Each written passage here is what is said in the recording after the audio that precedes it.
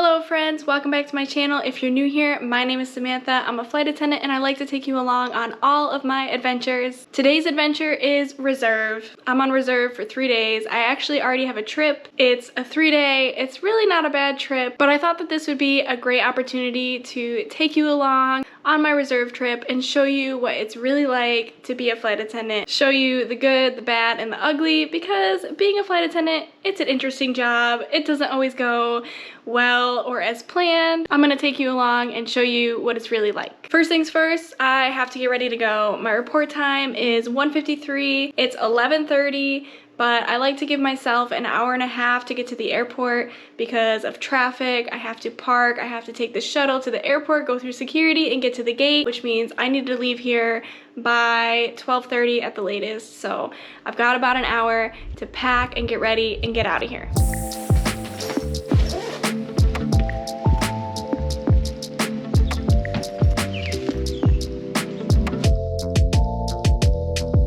I just made it to the airport. It took about 40 minutes. There was an accident on 85. It would have taken even longer, but I take the express lane. I can't even afford to take the express lane, but I take it anyway. Traffic on 77 is crazy all the time. I take the express lane because nobody else takes the express lane because it's so expensive. It works and it gets me there quick and I don't have to wait in traffic. Also, while I was driving here, they changed my trip. I was on a 3-day and now I am just working a turn and then I'll be done, maybe. They could add something after the turn, but they already gave me something else for tomorrow. So this is just the perfect example of Reserve. You really never know what's gonna happen. I have 2 flights today for now. I'm deadheading on the first and then working back to Charlotte. So we'll see if anything happens after that.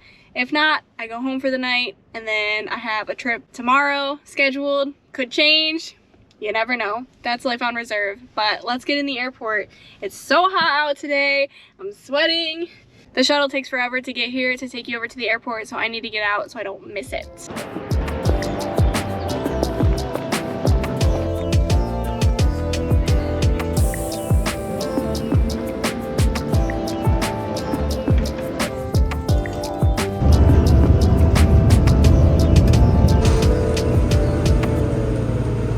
Well, that was just about the easiest day you could ever have. I also don't remember where I parked, so I think I walked by it. I don't know. There it is. I worked 2 flights. No, I didn't work 2 flights. I deadheaded 1 flight, which means you're just a passenger basically. I worked the flight back, but it was super easy because it was so short that we didn't even do a service. 2 flights, easy peasy, and now I'm done for the day.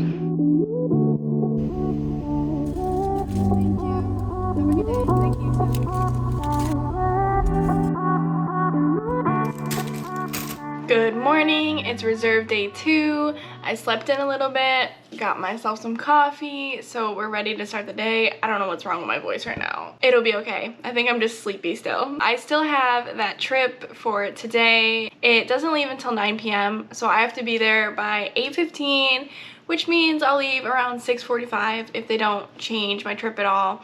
I'm technically still on call starting at 10 a.m., which it's literally 10 a.m. right now. What that means is that they could change my schedule and give me a 2-hour call out for something else. That has yet to happen, and that does make me nervous because, like I said yesterday, it does take me about an hour and a half to get there and get where I need to be.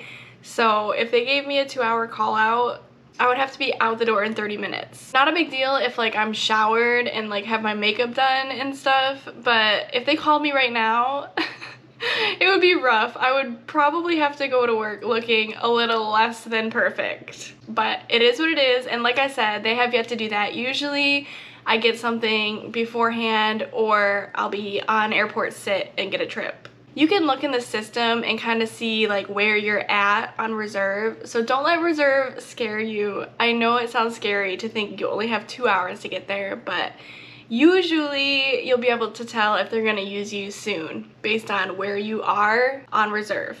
As of right now, I have a trip at 9 p.m. I have the whole day to hang out. First thing I need to do today is bid because our bidding opened for next month, and I really need to do that so that I don't get the leftovers. Although I am the most junior at my base, so I pretty much get the leftovers anyway, but I'm gonna bid and try to get what I want.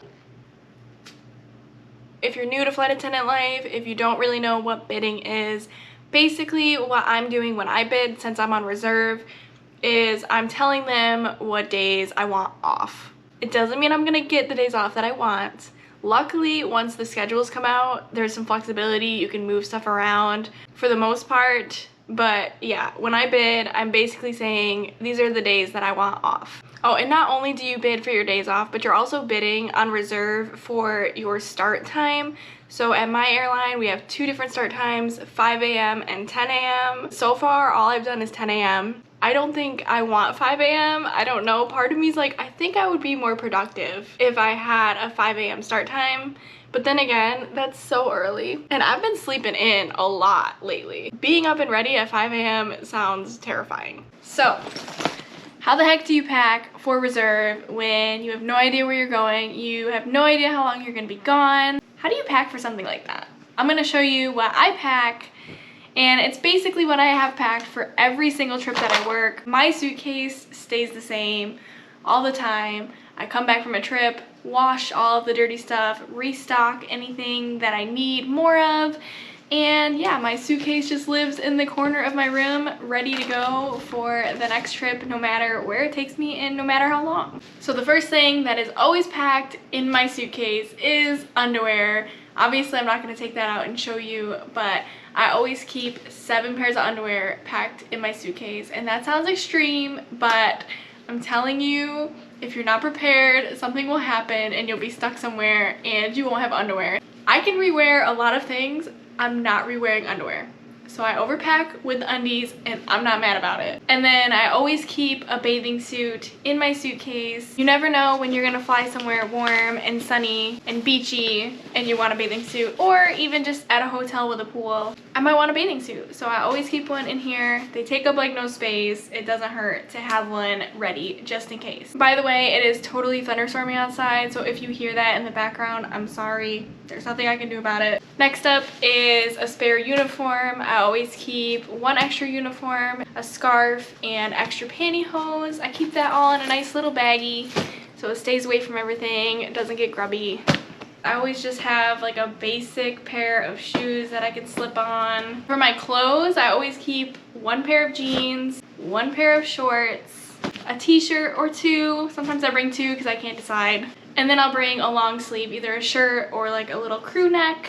And that really helps me be prepared for if it's warm and sunny, I have shorts and a t-shirt. If it's chilly, I have jeans and a little sweater to wear. It's just the perfect combo of clothes because you never know where you might end up. 1 PJ set.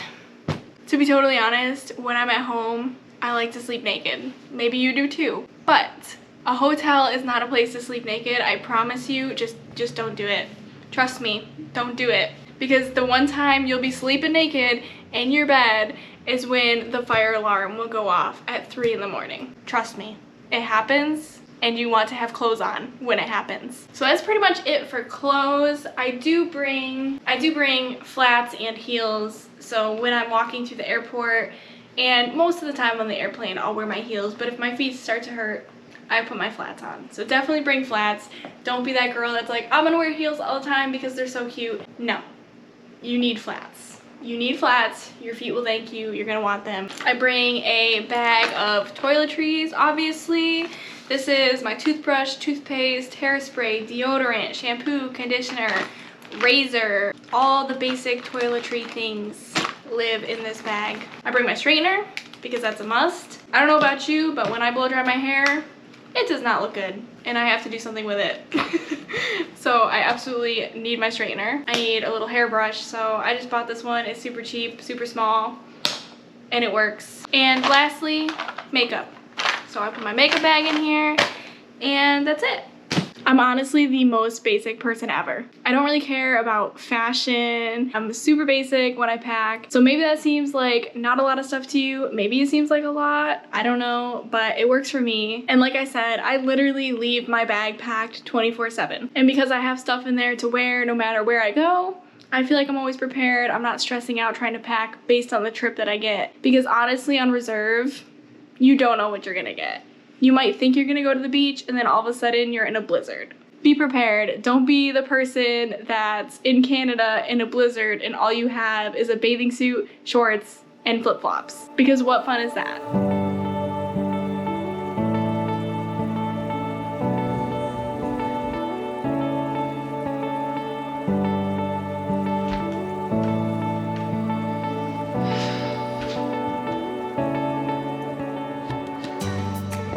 So we obviously have some things that we need to catch up on. As you saw, I am on crutches. Let's have a little story time. First, I just need to say I'm having a love-hate relationship with this GoPro. The lighting situation, it just doesn't work. Like sometimes it's too dark, sometimes it's too light. I'm trying to figure it out, but it's stressing me out. Also, I did not finish my vlog from my trip. But just know it was crazy. There was delays and all the things, so it was very hard to vlog. That's reserved. That's honestly just flight attendant life in general. Things don't go as planned. If you want to be a flight attendant, you have to be willing to go with the flow, bend in the breeze, because things are gonna go wrong, and that's exactly what happened with that trip. It was exhausting. I had the shortest layover ever, like literally the most minimum layover they could possibly give us. That's what we had. Did not vlog a lot. I'm sorry. And now here we are. I'm on crutches. How the heck did that happen? Let me fill you in. I also need to find a place to set this down because I really don't feel like holding it right now. Does that work? I can't really tell. I wish more than anything that the story of how I ended up on crutches was, I don't want to say epic because I feel like it's pretty epic, but it's silly and it's embarrassing. And that's all right. You're not gonna judge me, right? We're friends, it's all good. So it was a random Wednesday night and I decided to go to a concert. It was a Two Friends concert. If you don't know who they are, they make the big booty mixes. If you haven't listened to them, you need to, but that's where I was. And I was having the time of my life and I was dancing and, and somehow as I was living my best life, and dancing and not having a care in the world, I fell. It's embarrassing, okay? I hurt my leg, I hurt my knee, I don't know what happened yet. I still have to get some tests done. I was like jumping and like the pressure of falling like down on my leg, I think like twisted my knee, it gave out, I fell. Yes, I hurt myself dancing at a concert. So that's that. That's how I ended up on crutches. That does mean that I have to be out of work for a little while because I can't walk on it. I have to use crutches. I can't bear weight on it. I don't know how long I'm gonna be out. I have to get some tests done. I have to get some scans to see like what is the extent of the injury and what is the next step.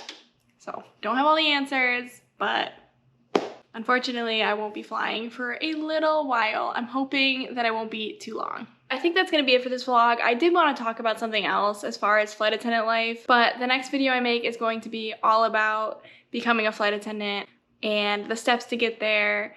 I'm making a course that's gonna go along with that video, so I'm really excited about that. I'm gonna talk about all the things in my next vlog. Thanks for watching, thanks for coming along. Hopefully you learned something about being a flight attendant and reserve life.